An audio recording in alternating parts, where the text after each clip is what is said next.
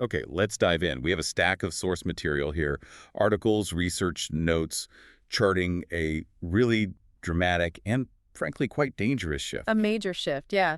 For decades, you had this tension between Iran and Israel, but it mostly played out as a shadow war. Right, covert stuff. But as of June 13, 2025, which is the time frame these sources cover, that's escalated. We're talking direct military confrontation now. And it's pushed the whole region towards what some of this material calls a dangerous precipice. It's pretty serious. It really is. So our mission today is to unpack these sources together. We want to help you understand exactly how we got to this point, according to the material. Yeah, what the situation looks like on the ground based on these reports and what the core issues really are. We're going to distill the key facts, the insights, straight from the sources we have here, presenting it all impartially. The goal is for you to be well-informed on this, well, absolutely critical topic. And what these sources really hammer home is the depth of the animosity here. It's not new. Definitely not. Deep roots, right? Geopolitical, ideological. Exactly. You've got Israel viewing Iran's nuclear program as basically an existential threat. They fear potential weapons, even though Iran insists it's purely peaceful. And then on the other side, Iran fundamentally rejects Israel's right to exist. They actively back groups like Hamas, Hezbollah. And they're pushing for more influence across the region, no question. So for years, like you said, it was shadows. Cyber attacks. Assassinations of scientists, sabotage, think Nekans, Fordo, that kind of thing. Plus proxy fights everywhere. Syria, Lebanon, Yemen, Iraq. And Israeli airstrikes in Syria were pretty regular, hitting Iranian targets, Hezbollah. Yeah, that was the backdrop. Figures like Esmail Kanani from the IRGC Quds Force, Ali Shamkhani, they're mentioned in the sources as key on Iran's side. And for Israel, obviously Prime Minister Netanyahu, and operations often attributed to Mossad. That was the, let's say, tense but established pattern. Volatile, but mostly indirect, until it wasn't. So if that was the long-standing dynamic, what do the sources point to as the moment things really broke? The moment those shadow war rules just shattered? The turning point, and it's really clear in this material, was April 2024.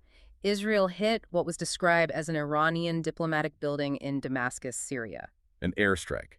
And the key thing was it killed several senior Iranian military commanders, big names, including Brigadier General Mohammad Reza Zahedi of the IRGC. A major figure. Iran, understandably, vowed retaliation, but their response, as reported, was, well, unprecedented. A direct missile and drone attack launched from Iranian territory at Israel. That was April 13th, 2024. Unprecedented is exactly the word everyone used. Hundreds of drones, cruise missiles, ballistic missiles, a massive barrage. But the sources also detail Israel's defenses. Iron Dome, help from the U.S., UK, France, Jordan. Right. They intercepted the vast majority. The reports we have noted pretty limited actual damage and fatalities in Israel from that specific attack. Okay, so the physical damage was contained maybe, but the strategic impact... Absolutely enormous. What the key takeaways from this material is that this direct attack state on state from Iranian soil, it just broke the mold. It crossed a red line that hadn't really been crossed before in this way. These unspoken rules about avoiding direct attacks on home territory, keeping it to proxies or covert stuff, that was gone. Completely changed the game. So Israel then vows a significant response. This is despite a lot of international calls for restraint, particularly from the U.S., right? Yeah, a lot of pressure to hold back. But Israel did retaliate April 19th, 2024. Some Israeli media, according to the sources, called it Operation Rising Lion. And how did that look? What did the sources say about the nature of that strike? It was characterized as limited, targeted, focused primarily near Isfahan in Iran. Isfahan, that's significant because it houses military bases, but also key nuclear facilities, right? Including Natanz. Exactly. And U.S. officials later confirmed, backing up reports from places like the New York Times, that the specific target was an Iranian air defense radar system, crucially, near the Natanz facility. Targeting air defense near a nuclear site.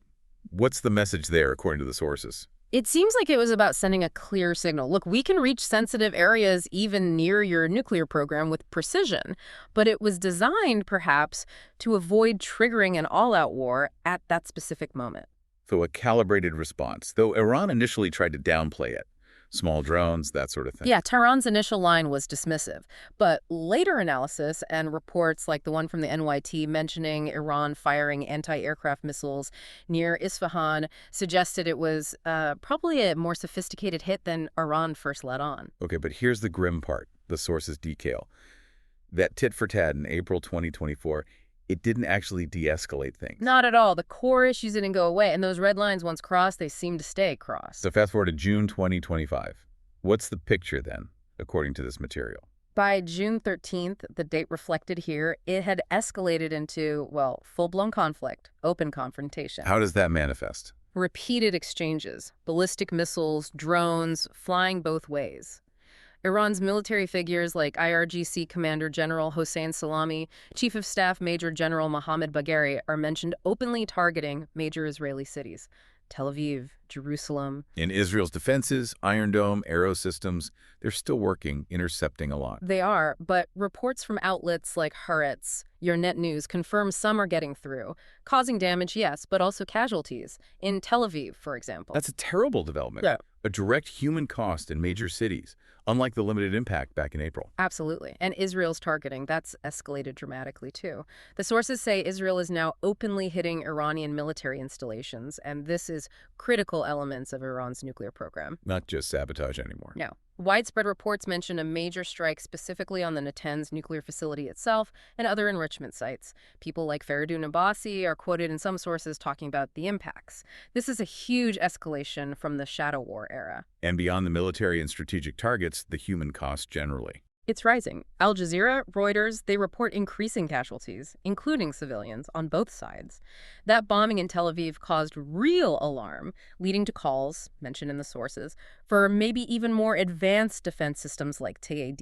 Meanwhile, the rhetoric from leaders still dialed up to 11. Oh, absolutely. On Iran's side, you have Supreme Leader Khamenei and President Pezeshkian. He took office in August 24, quoted with warnings of crushing responses, even talk of eradicating the Zionist entity. And in Israel, Netanyahu. Still a very firm stance, doing whatever is necessary, including preemptive strikes. The sources also mention he might be facing some pressure from inside his own war cabinet, figures like Sachi Hanegbi pushing for decisive action. And this direct fight isn't happening in a vacuum. What about the rest of the region? It's definitely destabilizing things further. Iran's allies and proxies, Hezbollah in Lebanon, militias in Iraq, Yemen, they've significantly increased activity against Israel and also U.S. interests. Which fuels those fears of a wider war. Yeah. The term World War III even pops up in some discourse cited here. Exactly. U.S. CENTCOM is heavily engaged, trying to protect U.S. interests and allies with air defense, naval forces, but stressing very clearly they don't want to be drawn into a direct war with Iran. And even within the U.S., there are differing views reflected in the sources. Yes, you see some contrast. Look, Senator John Fetterman's strong support for Israel's actions versus Senator Jack Reed urging more caution about how involved the U.S. gets. Okay, let's circle back to the nuclear issue. With Israel striking near and now reportedly on nuclear facilities, what are the specific concerns highlighted? This is maybe the most alarming part. Fears about Iran's nuclear program have intensified massively during this conflict, according to these reports. How so? The IAEA, the UN's nuclear watchdog, is expressing alarm. They're citing Iran ramping up uranium enrichment and restricting inspections. That's mentioned clearly in the material. And the implication of that increased activity. Well, the fear, explicitly discussed in these sources, is that Iran could be getting closer to actually developing nuclear weapons, or at least reaching a breakout capability. Which would just completely change the strategic landscape. Fundamentally, it adds a terrifying new dimension to an already dangerous conflict. So let's just pull back and recap the journey these sources map out. Yeah. We went from this long-term shadow war, indirect covert, to that clear turning point in April 2024, direct state-on-state attacks for the first time. And by June 13, 2025, that had spiraled into open conflict. Yeah. Ongoing missile strikes on cities, hitting strategic sites, including nuclear facilities. Rising casualties, leadership rhetoric, it's incredibly hostile, and this ripple effect destabilizing the entire region, pulling in proxies. The stakes, as these sources make incredibly clear, are just immense. Potential catastrophe for global energy, international security, and, of course, human lives. Understanding the specifics, the timeline laid out here, it's crucial for grasping just how serious things are right now. It really is. This deep dive shows a trajectory that's deeply concerning. So here's maybe something to leave you thinking about based on this material.